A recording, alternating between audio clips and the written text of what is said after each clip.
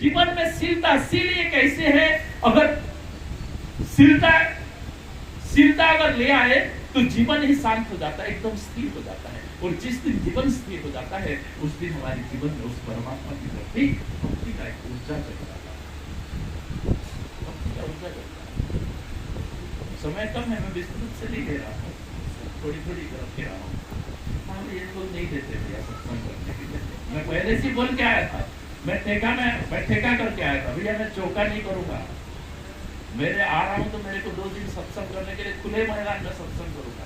महन साहब बोले हाँ साहेब कराएंगे, आए तो मेरे को 2 चौका में के मार दिया।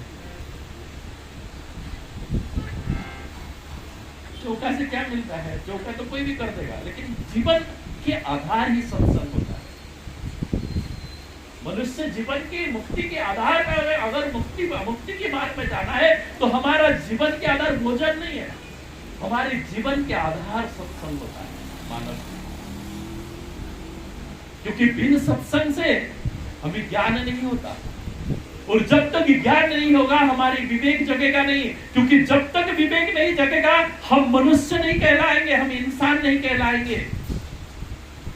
क्योंकि विवेक एक ही प्राणी में, संसार में जितने भी प्राणी हैं सब प्राणियों से एक ही प्राणी में विवेक है, विचार करने का क्षमता है, वो है मनुष्य। इसीलिए गोस्वामी जी ने लिखे हैं, बड़े भाग मानोस्तन बाबा सुर दुर्लभ सब सत्संग बाबा।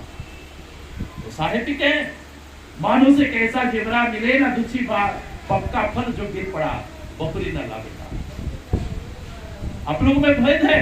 जो तुलसीदास जी ने रामायण लिखे हैं, सदगुरु कवि साहब वाणी, आप वाणी को देखो, शब्द भरने का शैली अलग है लेकिन चीज एक ही बोलते हैं।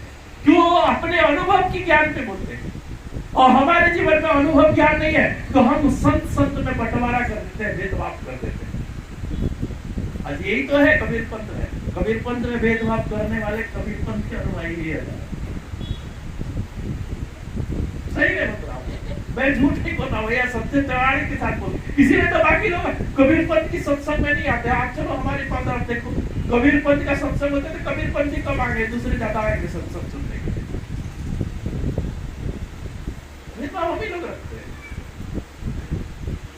तो सत्संग किसी का भी हो हमें देना है। इसलिए कहे ना, मत मत बाणियों को, अंतिम में कहते हैं मत मत बाणियों को